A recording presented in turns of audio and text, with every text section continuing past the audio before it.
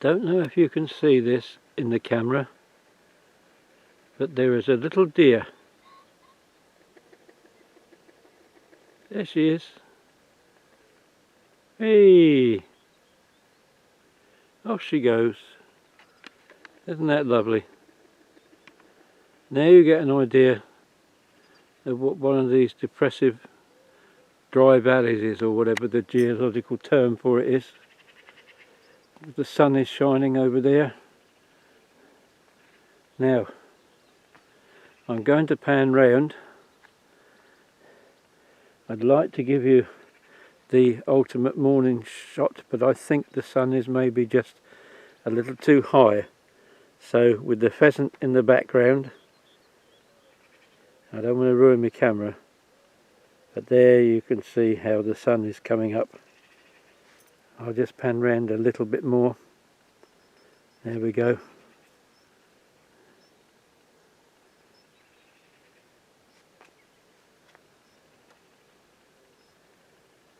The things I do for you.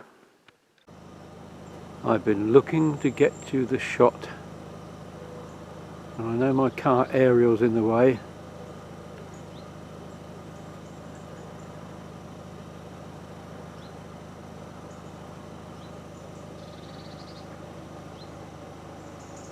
But there we are. That's it. That's the shot. Lovely. Oh, I'm in Friston, by the way.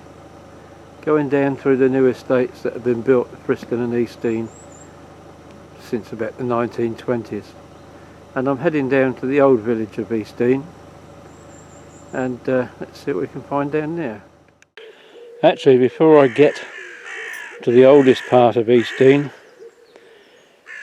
having said that about sort of 20s and 30s development, this bit of East Dean was very nicely thought out. Look at the green, and the road goes round the green. Very neatly kept. Although looking at those bins, I would say this is very popular with dog walkers, and why not? Some younger trees have been planted recently by the looks of it. Again, if you've got the money, it is a very pleasant place to live. There, how about that? Just looking down to the village hall here in East Dean. A very nicely laid out car park.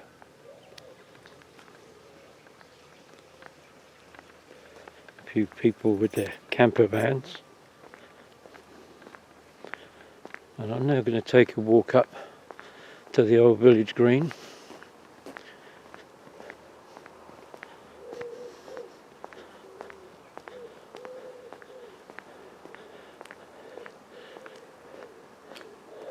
Although some of them quite extensively modernised, this is where the old buildings are.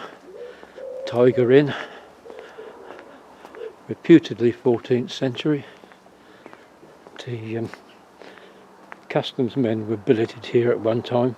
Now you could imagine them in the bar drinking, and then at the other end of the bar you probably have the smugglers. But look, isn't this nice as the sun's coming up? There's the old cottages. There's a blue plaque there. Can I zoom in far enough to see who that is? Sherlock Holmes.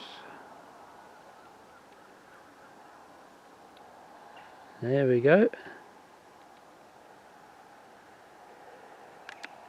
Stayed in that house.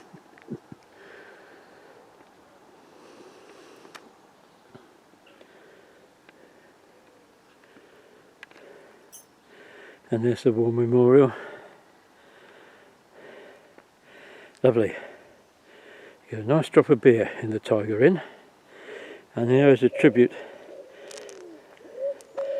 to the art of the cooper, the barrel maker. one of those crafts that still has an organisation, the Worshipful Company of Coopers of London, and they used to sponsor my grammar school, Strodes in Egham, and I was in Cooper's house. So there we have it, East Dean. I'm going to take a slight walk up here.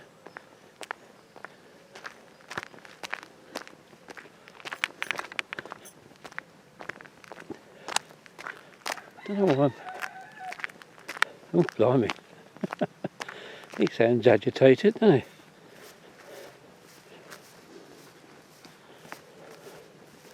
I'm out into the sunshine now, towards Upper Street, where there would have been no doubt some lovely shops at one time. Not so many now, but I just wanted to investigate the post box.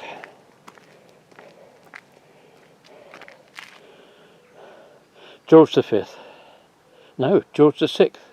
Yes, silly me, because George V never had any numerals on his.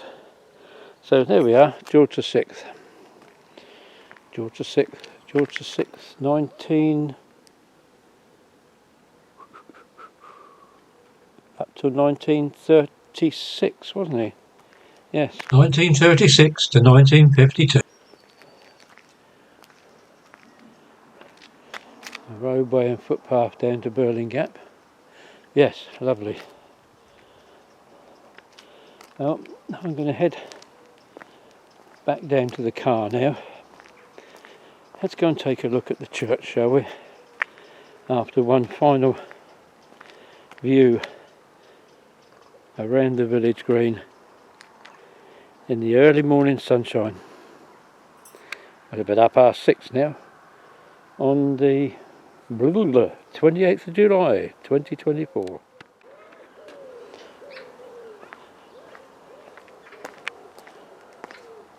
The Church of St Simon and St Jude, East Dean.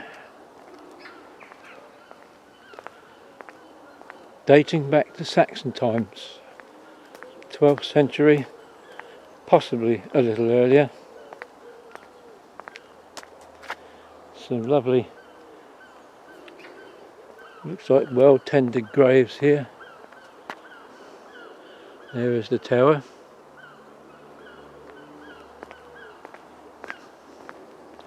Looks like they've got some nice stained glass there, but very difficult to see the design. Again, I think probably the Apostles. That seems to be a very common design, doesn't it? Look at these lovely fuchsias.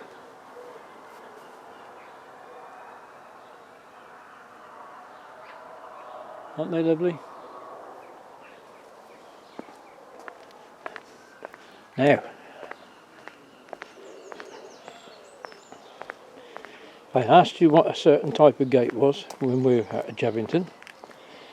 I told you at Preston that it was a Tapsell gate, named after, I think his name was John Tapsell, of Battle,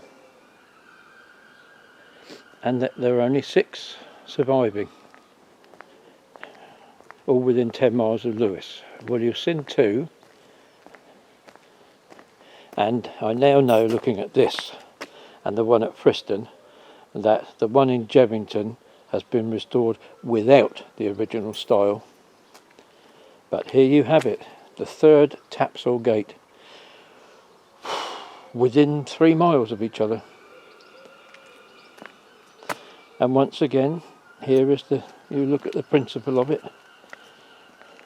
As you open the gate, and I won't do it this morning, as you open the gate to take people and say coffins into church for a funeral, their gate would swing round so that behind you, any livestock that was trying to follow you in wouldn't be able to get in. That was the principle of the Tapsell gate.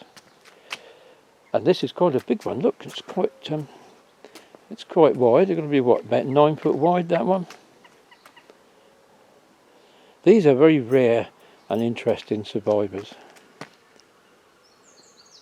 That looks like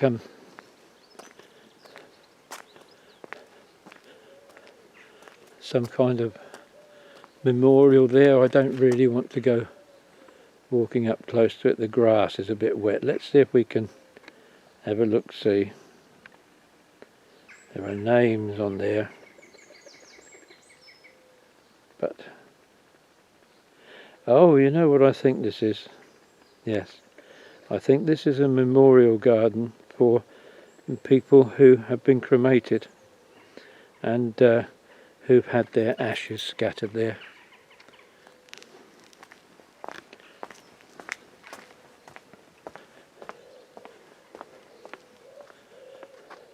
Do you know, looking at the glass, do you see how rough the design is there?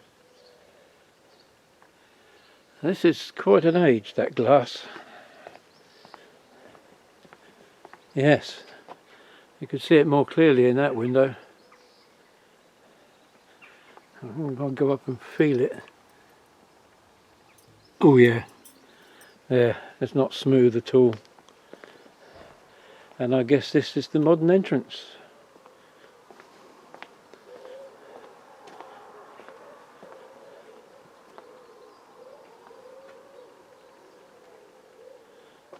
Don't know if we're able to go in. No. That's a shame, but it's my fault for coming out so early to film. But on the other hand, I need to come out early because I can then have the freedom to film without too many people being around. You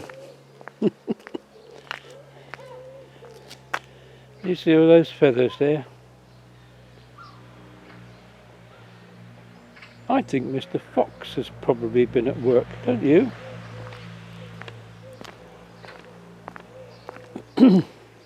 I do like this with the roses around it. I think that's lovely. And if you can get in the other side, you're not going to get in here. That's a nice door.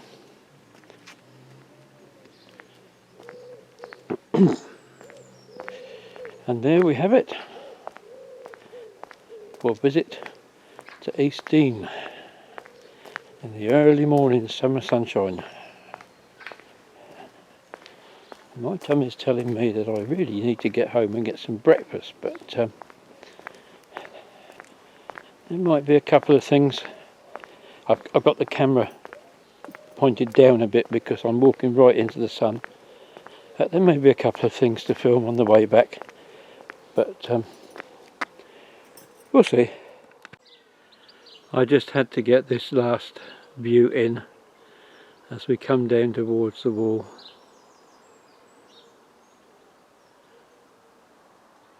I keep saying lovely, but these kind of places are, aren't they? Another very quick one from the car. Cricket, anyone? How's that for the village crickets going? And the flint walls around the forest and the fields. This is East Sussex. I'm trying to get a good angle in on it. I can't even see the pond from here, unfortunately. This is the Burling Manor Farm, which was originally the manor house in this area, and it's probably one of the few very complete examples of a completely walled manor area, manor farmhouse outbuildings that there is in the area. There's some little dogs wandering around there. If I can get a better angle on it round the corner, I'll try, but this is not an easy road to do it on. But I just thought you'd like to see a typical walled manor house and farm buildings that are all enclosed. Very few examples left, I think, especially around these parts. I can get another one of them shots, can't I? Where is it? I can see the sun poking through, but I don't know whether the camera can. I don't know whether they still do it, but they used to years ago. This was a Seven Sisters sheep farm. They built themselves as, and you could come and see the lambs being born and feed the lambs, and I don't think they do it anymore. It's a shame because it was very popular, particularly with the schools. Well, here we are at Burling Gap, the point where the Beachy Head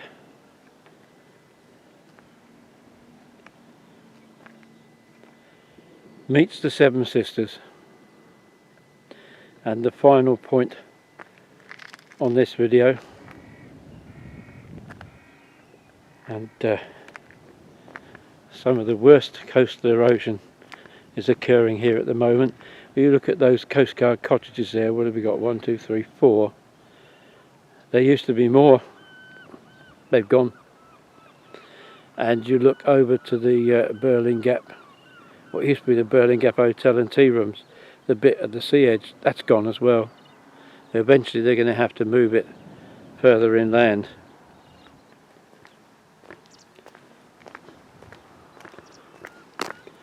We'll just take a very quick walk round. I'm not going to go up the hillside. We've got a K6 telephone box here, and I would hope that that is still a working telephone box because of emergencies. Yes, it is. I'm pleased to see that. And here we have a George V wall-mounted postbox, or pillar-mounted postbox. Coast Guard, very active in this area of necessity. They often have to go and rescue people who've got caught out. They've gone walking too far under the cliffs, and they've had to be rescued.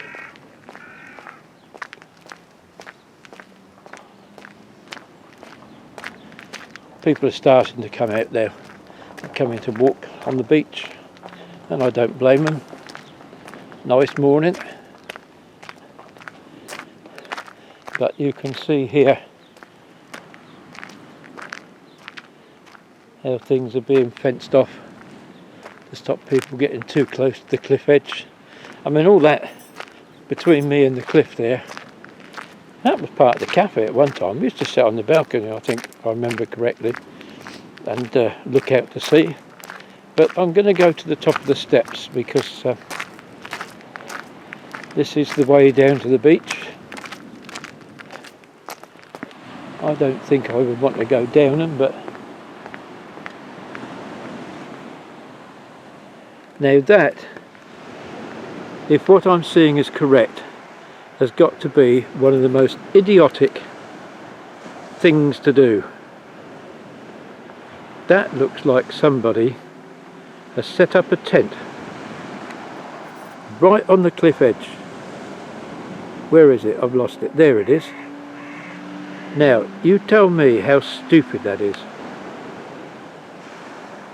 Because overnight, that bit of the cliff could fall away. I jolly well hope the Coast Guard sees that before too much longer and goes and gives him a piece of his mind.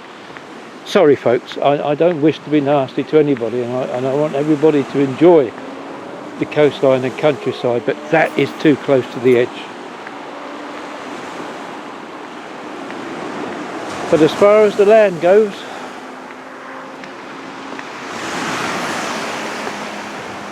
this is as far as we can go. Burling Gap.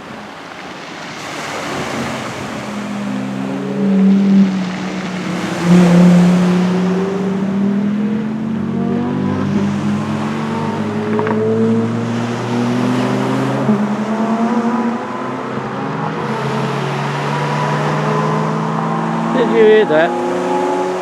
Boy races. There you go. And there's the Seven Sisters looking over towards Seaford Head over there, and actually there's 8. Each headland has a name, and there's 8 headlands, but one is very, very small, so they're known as the Seven Sisters. But you can see from the little piles there how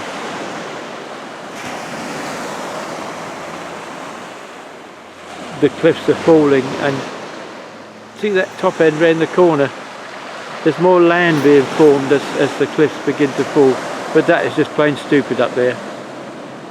This beach down here, I mean, these cottages used to, I'm standing on what was land not that many years ago, comparatively speaking, but it's a beautiful morning.